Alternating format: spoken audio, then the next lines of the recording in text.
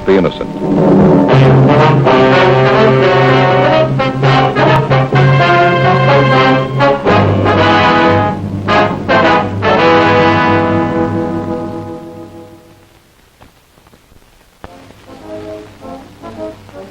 It was Thursday, March 19th. We were working the day watch out of Homicide Division. My partner's Frank Smith. The boss is Captain Lorman. My name's Friday. Somewhere in the city, there was a killer on the loose. A young woman had been...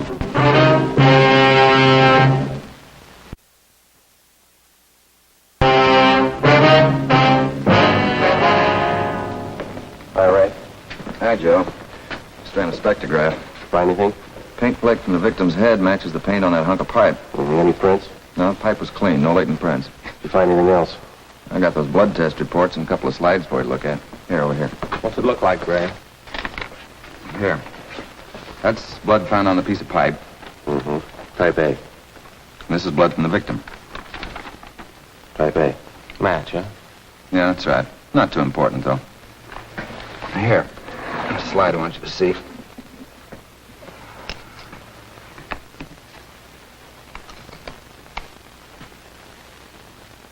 Here, Joe. You may have to focus that for yourself. Okay. You see that strand of hair on top? Yeah. Well, that's from the victim's head. And the one underneath was found on the piece of pipe. I see. She had wavy hair. Both specimens are flat. Looks like the same hair, Joe. You got anything on that piece of pipe, Tinker? Nothing. Ordinary steel pipe, 14 inches long. What else you got? Plaster impressions of those footprints are found with the body. Here they are. Crepe soles, huh? Tennis shoes. New ones, size 9. Good impression. The ground was soft. Man about 150 pounds. According to length of stride, roughly 5 feet 10 inches tall. New shoes, all right. See the tread there real good? That's right. Made by the Sport King Company. Well, that's something to follow up, huh? Sure. You could start with the tennis courts. Only about 1,000 or so in L.A. Or maybe you'd rather track down the brand. These particular tennis shoes are the biggest sellers in the country. Yeah. Where'd you like to start, Joe? Minneapolis or Pullman, Washington? What about that glove? Yeah? You might look for a missing glove. Yeah. They go well with the shoes. Just about as common. White cotton work gloves with a blue top. Here's the right glove. You find the left one. Blood on the glove? Type A. Well, it's good evidence, Ray, but where's the lead? I don't ask you to pay my parking tickets. You want to see pictures? Okay. This is the vacant lot where they found the body. Yeah. Here's a close-up of her showing the location of the murder weapon, the glove, and the footprints relative to the position of the body. Looks as bad as yesterday. Sure worked her over, didn't he? The rest of these are morgue shots. You interested? No, we checked those this morning. Once is enough, Ray. That winds it, boys. You want to go over the stuff in her purse again? Find anything more? Nothing you haven't already seen. The usual. Makeup, comb, barrette. That's a hair clip. A few cheap stones in it. Loose change, quarter, nickel, few pennies. And her ID card. Thanks, Ray. Helen Mitchell, 33 Naomi Place, age 21. 21. That's not very old, is it, Ray? Not to die, no.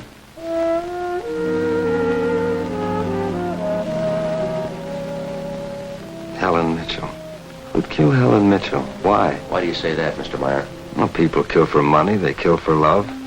Helen didn't have either of these. No boyfriends? Not in here. She was a good worker.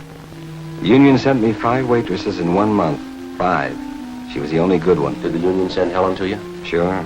All the girls come from the union. But none like Helen. She was sweet, honest, and courteous. Mr. Meyer, did you know anything about her personal life? Just that she was a good worker. She didn't bring any of her personal troubles in here. Did she ever mention any men to you, anyone at all? No, none that I can think of. How much money did she make here? Well, I paid her $26.50 a week. It's not much for the work she did. Tips are pretty good. Help make it more. Is her home address 33 Naomi Place? 33 Neil. Yeah, that's the place. Helen Mitchell. I don't know her. You the head of the union? Just a steward. I know most of the girls. This Mitchell girl, what does she look like? Small brunette, about 5'3". Here's her picture. Yeah. Pretty, wasn't she? Oh, sure. Placed her out at Alice's place. Nice little guy, out of Meyer. That's right. He seemed to think quite a lot of her. Yeah, she was a fine worker. Oh, sure, always right up in her dues. Paid all the assessments right on time. Thought you said you didn't know her. Not right off, I didn't. When she showed me that picture there, placed her right away. Know anything about her personal life? Wait a minute. Why all these questions? Helen Mitchell was murdered last night. Oh? Who did it? Know anything about her personal life? You can see my position, Sergeant. 1,200 girls. Check them in, check them out. They just names to me till I see a picture of them. You wouldn't know if she had any boyfriends here in the union? Waiters, busboys? That I wouldn't know. Like I told you, Sergeant, I never knew Helen Mitchell. How'd you find me? Helen's landlady. We talked to her yesterday. She told us she worked at this store. Oh, funny, isn't it? What's that? See Gus over there, the fellow demonstrating the piano? A few weeks ago, I made a deal with him to give Helen piano lessons. I figured it'd help with her singing lessons. She wanted to be a singer, you know. Did Helen know that fella, Gus? No, she never met him. Who gave her the singing lessons, Miss Olson? She took from Ostrander, Paul Ostrander out on Melrose. A lot of movie people used to take from him. What do you know about her personal life? Well, how do you mean? Does she have any boyfriends? Well, yes. You don't seem sure, Miss Olson. Well, it's just that I don't know. I never asked Helen. But she did have a few days with Paul Ostrander. I don't think she was serious. How about Ostrander? Gee, Sergeant, I don't know. I don't want to involve anybody. You want to help us find the killer, don't you? Yes, but if you're thinking Paul Ostrander did, I'm sure he didn't kill her. No, gentlemen. I didn't kill Helen Mitchell. You gave her singing lessons, Ostrander. You knew her pretty well, didn't you? Yes, I gave her voice coaching for about a year and a half. Helen showed a little promise. Oh, not a great voice. Bad vibrato. You knew her pretty well, then, didn't you? Why do you say that? You'd take her out once in a while, didn't you? No, I didn't know Helen socially at all. We know you had dates with her. Well, that's not true. The only times I saw her was when she came into the studio for lessons. You better tell the truth, mister. We can prove you've been out with her. What's the matter? Afraid of the publicity? Is that it? Certainly that's it. I have a successful business here. I've spent years building it. Anything like this would ruin me. Then you have been out with her. Only a few times, nothing serious. And I had nothing to do with the murder. That's the truth. Don't you know that withholding information about a thing like this can go kind of hard with you? Yes, I know that, but what else could I do? Look, Ostrander, somewhere in this city right now, there's a guy who beat a young girl to death. He crushed her skull with a piece of steel pipe. We need every bit of information we can get to track him down. I know that, Sergeant. You could have come to us. We wouldn't run to the newspapers with it. The information's confidential. That's the way we treat it. Most of the time, it's the people who run to the newspapers first, then they come to us. That's right. People are their own press agents. Sergeant, I'd like to know what right you have to invade my privacy and lecture me on my civic duty. I'll tell you what right, Ostrander. We want the man who murdered Helen Mitchell. I got as much right as he had at 12:14 this morning. Come on, Joe. Yeah. Thanks. Sorry if we invaded your privacy. Homicide, Bechtel. I beg your pardon? No, ma'am, you got the wrong extension. You want 2511. Just a moment, I'll transfer you. Hi, Captain's looking for you. Thanks, Gene. Switch this to 2511, please. Skipper? Frank? Joe? What'd you get? A notebook full of notes, crime lab full of evidence, nothing to tie them together. These some of the people you interviewed? Yeah, those and about a dozen more we didn't even bother to take notes on. It's hard to figure, Skipper. Everybody seemed to like the girl. Helen Mitchell. No known relatives. Single, unattached girl living all alone in the city. Few friends and no enemies, none we can find anyway. You satisfied all the people you interviewed are in the clear? Well, if we're going to stick to the simple robbery motive, they are. Kind of money Helen Mitchell made wouldn't interest those people. How you doing on the outside leads? Nothing. If we could just find one hole someplace, anything. All right, now look, you got a lab full of evidence across the street. You got a book full of names here. You got the pieces, and I'll fit them together. They just don't add. Well, go over them and keep going over them until they do add. Anything from the informants? Nothing so far. No tips on anybody that's been dough heavy lately. Nobody shooting off their mouth. The guy we want won't advertise. Figures himself a pretty smooth operator. Probably made a mistake somewhere along the line. We'll find it. Got a hot shot, Skipper. Yeah. 3220 Casino, woman, probable attack. All right, roll on it. We ran down the hotshot call for 3220 Casino. Turned out to be a typical dead-end lead. Her name was Mrs. Lillian Horn. For the past 5 years, Mr. Horn had been paid regularly on Wednesdays. He spent all day Thursday drinking up his paycheck and beating his wife. The call had no connection with the Mitchell murder.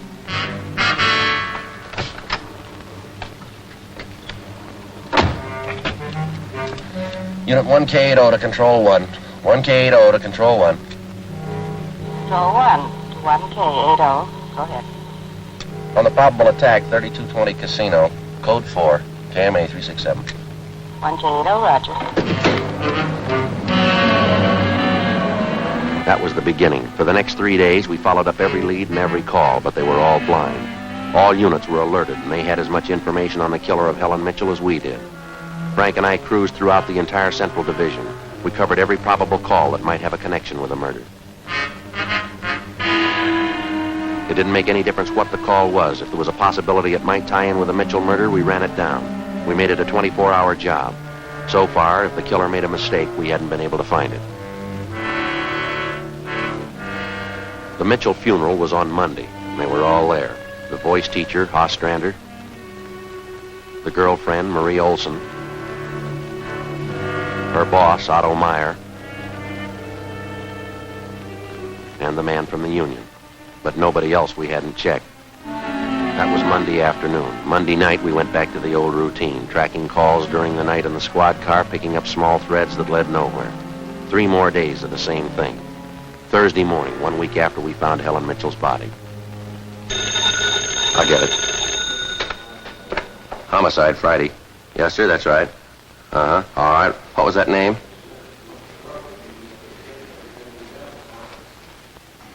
Uh-huh. Yes, sir, I have that. And what was the address again? I see. All right, thank you. And what was your name? Hello. Guy says we ought to check on George Barlow, 418 White Oak Avenue. Yeah? Says he killed Helen Mitchell.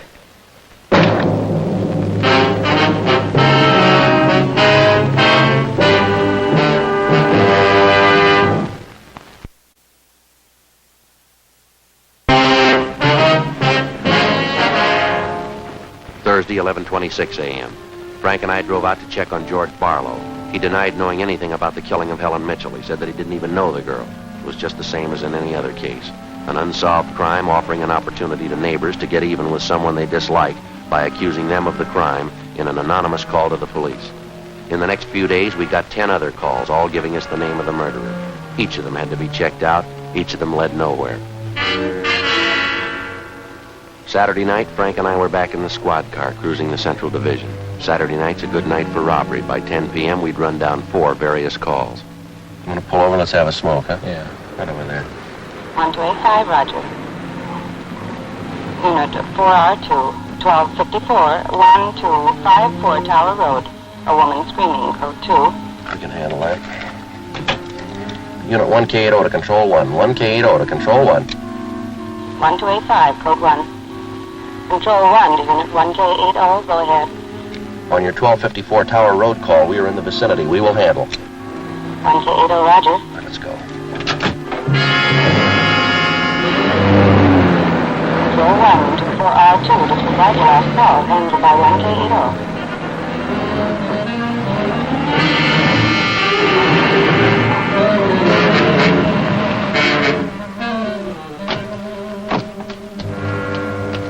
That man, he tried to kill me.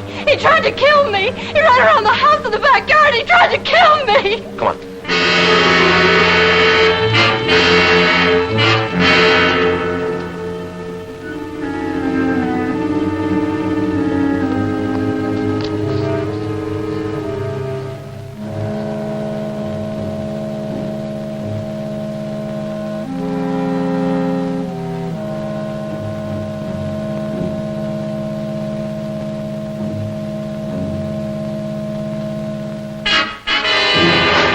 Hold it.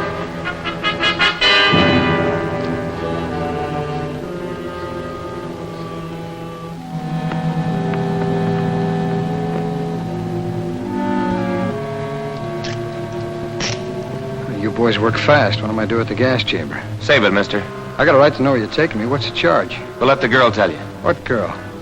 Oh, I know what this is about. I asked to use the phone. The girl slammed the door in my face. I don't know what you cops are trying to prove. I just wanted to use the phone, that's all. I even tried to scare her a little. I told her I'd hit her over the head if she didn't let me use the phone. It's a laugh, huh?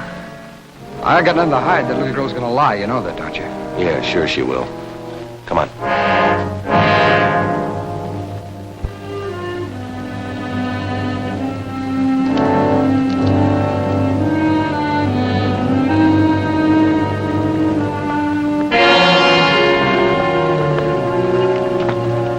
That's the man. He tried to kill me.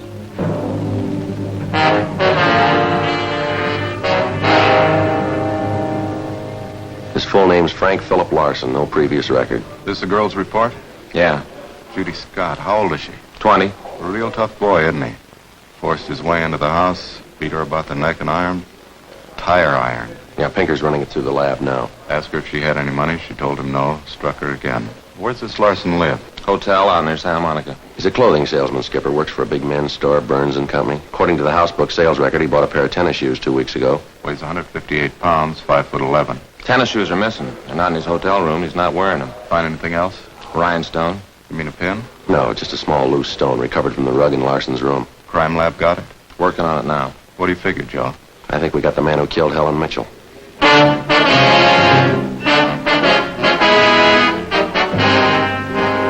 A few scraps of circumstantial evidence and a hunch. Really wasn't much to go on. Larson had gone after the little Scott girl with a tire iron. Wasn't much of a tie-in, but we had to be sure. All that day, we checked Frank Larson's alibi for the night of Helen Mitchell's murder. We interviewed the personnel manager at Burns & Company where he worked. We talked to all the clerks who knew him, the manager of the hotel where he lived. We found out everything we could about Frank Larson, and that night at 10 o'clock, we had the prisoner brought to the interrogation room. How are you, Larson? Fine. I like jail. Sit down. Lousy weather. It's been foggy all over town. I wouldn't know. I've been inside all day. How old are you, Larson? 31, same as the last time you asked. Where'd you go to school? I didn't. I was born smart. You sell clothes, don't you? Now, look, we know you work for Burns & Company. Remember, you told us. Now, what is all this? What are you guys trying to build? Just want to know if you like selling clothes, that's all. Well, you coppers know about clothes. On blue sergy years, your speed. You know quite a bit about clothes, don't you? I've been selling them for 5 years. Can you tell me something I've been wondering about? What's that? Are your socks and tie always supposed to match? Yeah, that's what the style books say. Bet you always know the right things to wear, don't you? You wouldn't wear black shoes with a brown suit, would you? Is that what you're keeping me here for? A style lesson? Would you wear black shoes with a brown suit? Well, most people wouldn't. I'll bet you wouldn't wear brown shoes with a tuxedo either, would you? Nobody would. That's a gray flannel you got on there, isn't it? Yeah. That's a good-looking suit. I'll drop around. I'll get you a good deal. Suit like that flannel you're wearing there, you'd never wear tennis shoes with an outfit like that, would you? What do you think? I think you did. I think you wore them the night you killed Helen Mitchell. Who? Maybe you didn't have the gray suit on, but you were wearing tennis shoes, Sport Kings, size 9, sell for $5.95. You picked them up at a discount, cost you $3.25. Where'd you get that? Out of the house book, Burns & Company. You wouldn't have those shoes around now, would you? We couldn't find them in your hotel room. Your boss, Mr. Craig, used to think a lot of you, Larson, before you started drinking on the job. Your commissions used to run pretty high until the last couple of months. What happened? That cheap booze get to you? You two really nosed around, didn't you? When are you going to tell me what I eat for breakfast? Cornflakes, cup of coffee, a donut, sometimes 2 donuts when you're hungry. Elsie waits on you at the Royal Cafe. She gets a dime tip. Now, how about it, Larson? Where are the tennis shoes? They wore out. In 3 weeks?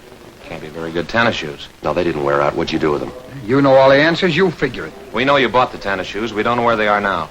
We know you had them. Size 9. 3 feet from the body of Helen Mitchell, we found 2 size 9 footprints made by a pair of Sport King tennis shoes. We figured the man weighed about 150 pounds. You weigh 158. We figured he was about 5'10". You're 5'11". You come awful close to being the same build as the man who killed Helen Mitchell. Don't you, Larson? And you wear the same size tennis shoes, same brand name. Lots of people wear a 9. That's the average size. Sell a lot of Sport Kings, too. Everybody wears them. If we could find your pair, might make a difference. Doesn't mean your tennis shoes made the prints by the body. Doesn't prove they didn't either. What'd you do with them, Larson? I threw them away. That's too bad. Might make a difference. What difference could it make? I threw them away, that's all. How about the mate to this glove?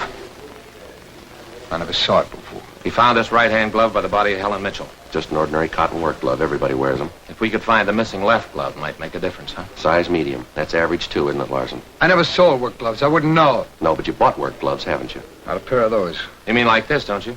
We've only got one. What kind of work gloves did you buy? I didn't buy any. You just said you did. I never said I bought any work gloves. You bought tennis shoes, though, didn't you? Sport Kings. Size 9. I told you I bought tennis shoes. Didn't I tell you I bought them? No, you didn't tell us. We told you. Found it out from Burns & Company where you work. All right, you told me. I bought them. You know that. Same kind of tennis shoes made the footprints by Helen Mitchell's body. It wasn't me. Then why won't you tell us what you did with those shoes? I already told you. I threw them away. They were only 3 weeks old. They must have worn out awful fast. I didn't say they wore out. They got too dirty. No, you told us they wore out. Remember, Larson? I don't remember what I told you, but I don't have them now. We know you don't have them now. Where are they? He told us they got too dirty. Right, Larson? Yes. Yes, that's what I said. Anyway, you haven't got them now. No, I haven't got them now. All right, just for the record, which was it? Did they get too dirty or did they wear out? Whatever I said before. You said both before, Larson. All right, I said both. You haven't got anything on me. We've got that Scott girl's statement from last night. She says you tried to kill her. She's lying. I told you she'd lie, didn't I? I only wanted to use a phone. She says you hit her with that tire iron. Did you hit her with the iron? No. I only tried to scare her. I didn't hit her with anything. And how did she get those marks around her neck and arms? Police doctor says they were made by that tire iron. I don't care what your doctor says. I didn't hurt her. What do you mean, Larson? You didn't hurt her or you didn't hit her with that tire iron? Neither one. I just wanted to use a phone. How'd you know she had a phone? I didn't know she had a phone. I just wanted to find out. Find out what? To find out if I could use her phone. Thought you said you didn't know if she had a phone. Oh, how can anybody know anything the way you twist everything around? Sorry, Larson. We only want the truth. How about a cigarette? Yeah. I could use one. Matches. Larson, where were you Wednesday night, March 18th? How many times are you going to ask me the same question? Just want to make sure we got it right. Well, I told you this morning. I went to a show. I got out about 11. I had a beer and I went home. What time did you get home? About 11:30. Did you stay home? I went to bed. What'd you see at the show? I never remember the names of them. You ought to try to remember this one. It's pretty important. I went to the Deluxe Theater. I saw Spencer Tracy in something. What was on when you walked in? A nose. I never go in the middle of a picture. Neither do I. Spoils them for me. Yeah, that's right. The girl in the box office doesn't remember seeing you go in. Well, how would she know? It's Keno night. There's a big crowd. Did you win anything? I never do. Anybody hit the jackpot? I don't remember. They give away a lot of money at those neighborhood theaters. I always remember who hits the jackpot. All right, you do. I don't. Do you remember if anybody won the jackpot? I told you no. Did they have a jackpot at that show? I guess they do. I don't know. You knew it was Keno night.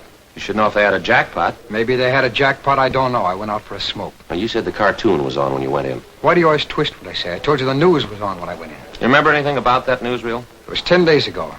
How do I know it was in it? I only know it was a newsreel, that's all. You're lying, Larson. We checked your alibi. The manager of the theater had to cut that newsreel Wednesday night because the show was running long with Keno night. You didn't go to the show Wednesday night, did you? All right, maybe I didn't. I don't remember. What's the difference? The difference is you could have been in that vacant lot the same night, the night Helen Mitchell was murdered. I didn't kill her. You can't prove that. Sure you don't want to tell us what you did with those tennis shoes? I'm not going to go back over all that. I've told you all I'm going to tell you. You know how the Mitchell girl was murdered? How would I know? I don't know anything about it. She's on her way home from work as usual, about midnight. Of course, you were home in bed at that time. But you didn't go to the show that night, Larson. On her way home, Helen Mitchell always took a shortcut across a vacant lot. She's about halfway down through the lot when the murderer tried to grab her purse. She screamed and he struck her, hit her several times with a piece of steel pipe, 14 inches long. He beat her to death with that piece of steel pipe. And he dropped the pipe in the right-hand cotton work glove. He left 2 footprints, size 9, Sport King tennis shoes. I know all that. All right, here's something you don't know. When the killer scooped the paper money out of that girl's purse, he accidentally took along a loose rhinestone, a stone that fell out of a cheap barrette in the bottom of her bag.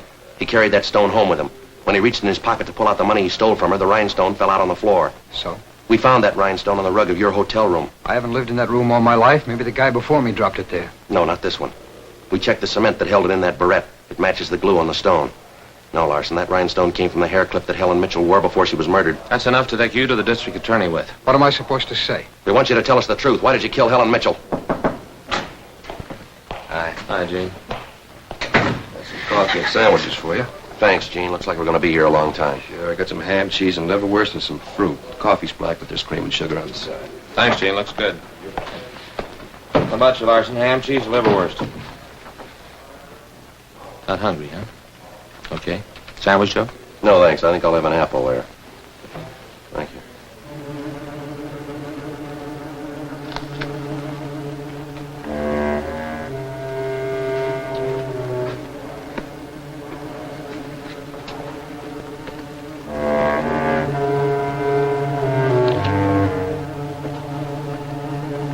Come on, Larson, eat something.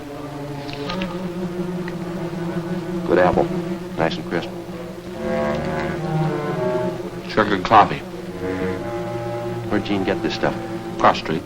Eddie's? Mm-hmm. Very good. Well, drink your coffee anyway, Larson. It's getting cold. All right! All right! I didn't want to kill her. She screamed and I had to hit her. All I wanted was her purse, that's all I wanted, but no, she wouldn't give it to me. She had to fight back, so I hit her. All she had to do was give me her purse and I wouldn't have hurt her. I didn't know what I was doing. I was drunk. I was drunk. I didn't mean to kill her. I didn't mean to kill her. I didn't mean to kill her.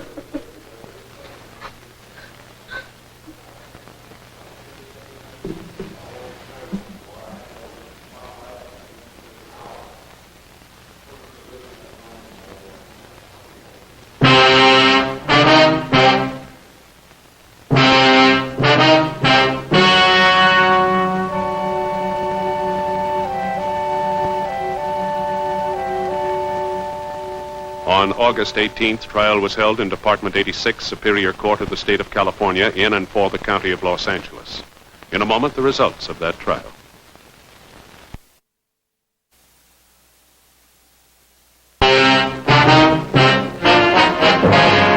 The suspect was tried and convicted of murder in the first degree.